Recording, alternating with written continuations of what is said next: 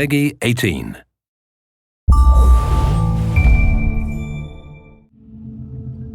Hi there, my name's Jamie Keane, I'm the lead game designer on Far Cry 3, and this is Mark Thompson, I'm the level design director. So what we're going to show you today is we're going to show you a run through. So you find yourself to begin with in Amanaki Village. Now this is one of the hubs in the game. It's kind of a friendly area where you can rest, recuperate, you're going to feel a bit of the life of the world, but you're never under threat here. You can also do things like you can go to the store and buy new weapons and things like that, but it's basically your safe haven in the world.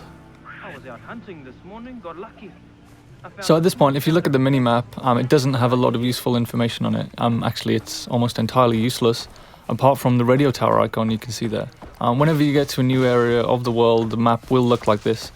So the first thing you need to do is find the nearest radio tower, which is generally a visible landmark on the horizon. And then you need to head up there and take off the GPS scrambling device, which Vas and his pirates have put there. So they're always going to be pretty much in high places in the world, areas that you're going to find easy to see. We wanted to make it a slightly different challenge to the rest of the gameplay. A lot of the gameplay in the world is combat oriented, whereas this we wanted to make much more of a kind of a jumping puzzle. This one's the first one that you come across in the world, so it's a really light challenge, but later on in the world it's going to become a little more tricky. We want to emphasize that feeling of vertigo, so you're going to have some pretty gnarly jumps to try and make. You're going to hear the wind kind of rattling through this thing. You're going to hear it creaking.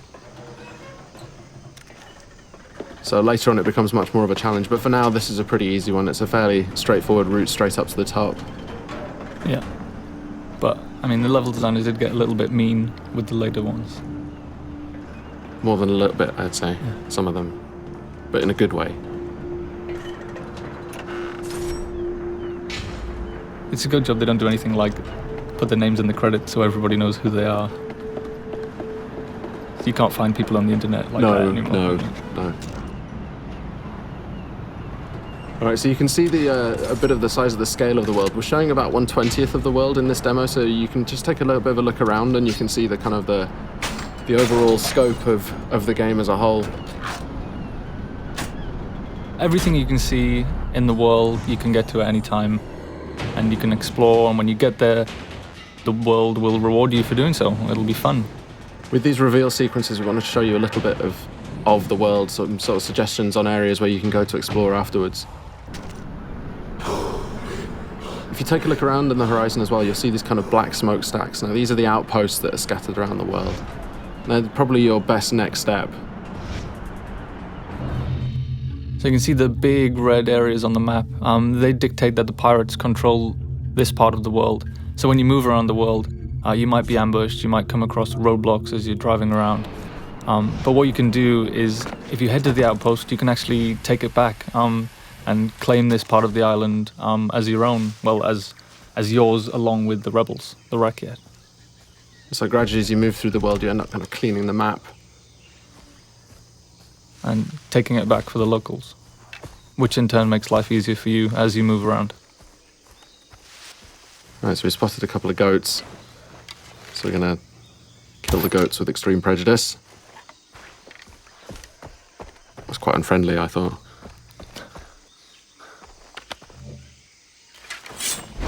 That was more unfriendly, though. Yes, certainly. Yeah.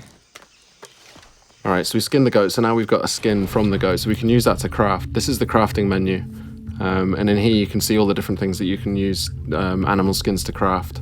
Right now we're going to go and we're going to craft a weapon holster, which is going to let us then carry 4 weapons. The loadout that you have in this demo is a little bit, we kind of cheated slightly just so that it was more fun to play for the demo, but normally you would have to build up from pretty much nothing. You know, you start off in the world and you start off like Jason starts off in this world. You know, he's this young 25-year-old guy without much of a clue, and he's kind of got a gun and nothing much else, so there's a parallel there between the way that Jason starts in the world and the way that you start in the world. Again, the locals need the help of a plucky young hero. Jason hears the call of duty and sees an opportunity for a Medal of Honor, so he heads out into the battlefield to try and resolve the crisis in uncharted territory. And it's kind of the borderland between a serious... All right, so we're here at the outpost now. Now we've got the camera out, which is going to give us a kind of a bit of a chance to look around and spot some enemies, tag them so we can work out a better route, a better path. This is one of the things that wasn't part of Far Cry 2 really, but It was a cool feature in Far Cry 1 that we liked, so we brought it back. And these outposts as well, they're going to really change the feel of the world. If you take them out, then you control the area, and then the Rakyat are going to move in. It's no longer going to be enemy controlled, it's going to be friendly controlled, so it's much easier for you to move around in the world. But you've got to take it out first. And one of the things you want to avoid is getting these guys to set the alarm off. So you can approach it just all guns blazing, or you can charge in and well, not charge in fact, but take it a bit easier and try and do more of a stealth route. Spot the guys first, try not to get spotted. If they do spot you, they're going to run for an alarm, so you want to stop them setting that alarm off.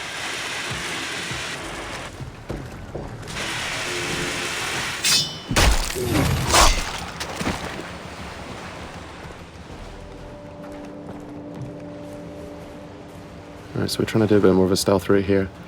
Got to be a bit careful. That white line you can see there is a detection meter. If that fills up, they're going to spot you and then combat's going to start.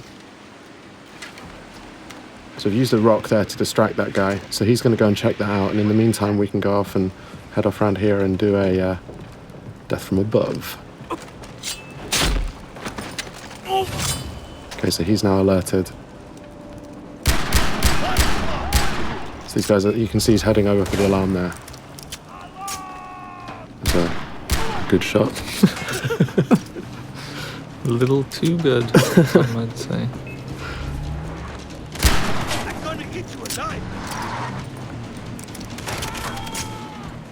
Alright, so it's all kicked off now because they can hear you. So this is the thing. I mean, once you do go weapons loud, the world reacts to it, and the world's going to come and find out and see what you're up to. And it's not just the guys in the outpost. If there are any patrols that are moving around the area, like boat patrols might come in from the ocean, or any guys driving along the roads nearby, they're going to hear gunfire, and they're all going to be attracted. Another good shot there, I think. A little too good. Yeah. Could you just set the alarm? Through the guy. So we've got the quest on the board right nearby. We've also got this hunting quest down here.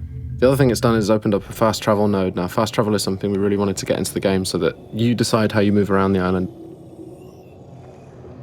Here we can see the weapon store. Just going to go and upgrade one of the weapons that you've got. But yeah, you can stock up on any ammo that you're missing. You can buy consumables like health packs and body armor. Mm-hmm. You can buy maps as well if you're interested in exploration. It's going to show you where all the different collectibles are. You can see where all the chests are. You can see where all the relics and all the lost letters and the memory cards are. Alright, so this is the weapon upgrade system. So each weapon has a different set of upgrades that you can use. Really good idea if you want to play more stealthily is to find a weapon that has a sound suppressor like this MP5 here. And you can also paint it pretty colours. Devilishly red. Devilishly red. Yes.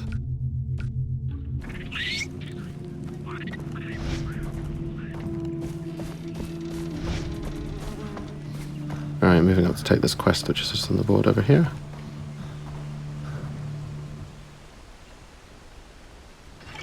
Dennis said that the jungle would speak to me. So the villagers in Amanaki have had some problems with local bears. They've been killing them, I guess. That's the problem they've had with them. They've been dying by bear.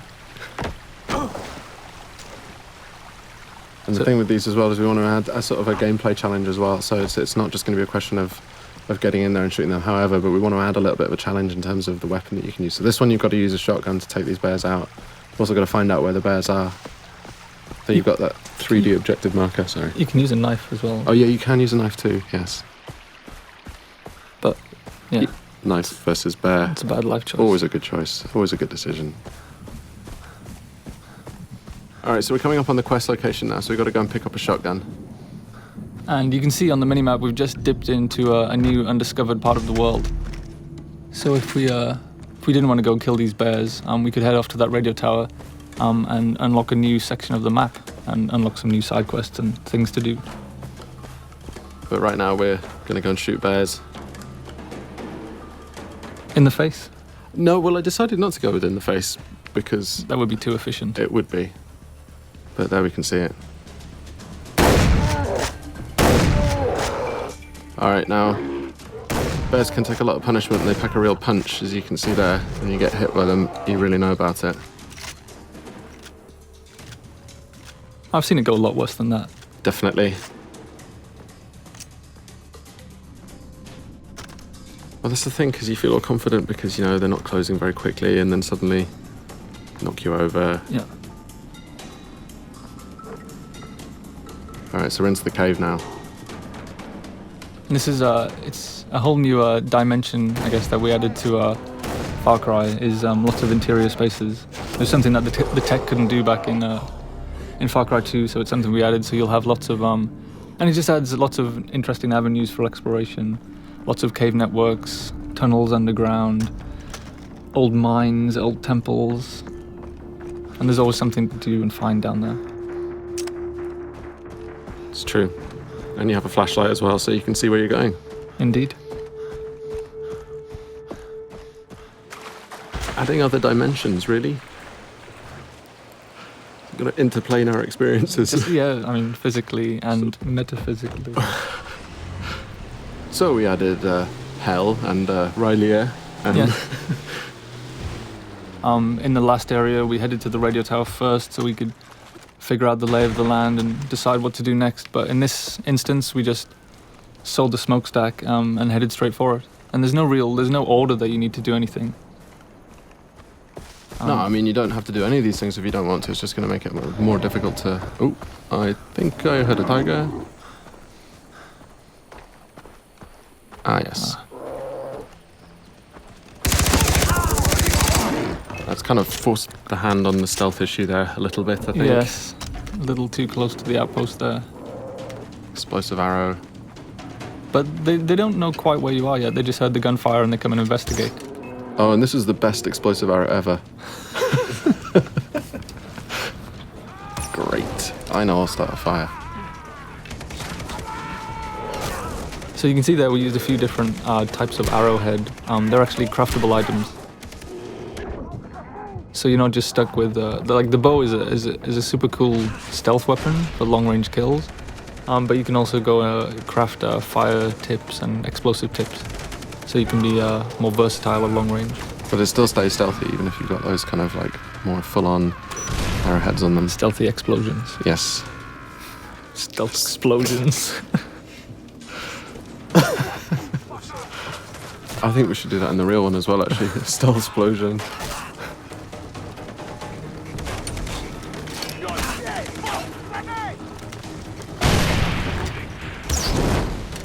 So yeah, this one, when the stealth thing went out the window, I think it was just all guns blazing. Oh, and the alarm's been triggered as well. Great.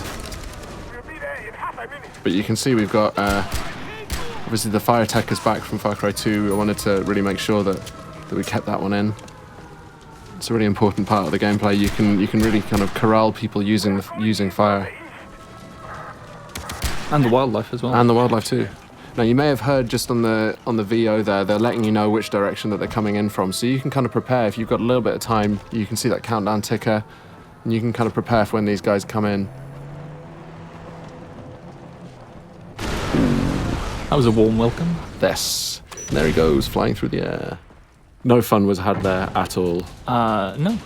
No, I didn't enjoy that at all. I enjoyed the bit where you missed everyone with the arrow at the start. Really? Still? Seriously? Man. And that's the end of the walkthrough today. So thanks very much for listening in. Far Cry 3 is coming out on Xbox 360, PS3 and PC. Looking forward to seeing you guys out there.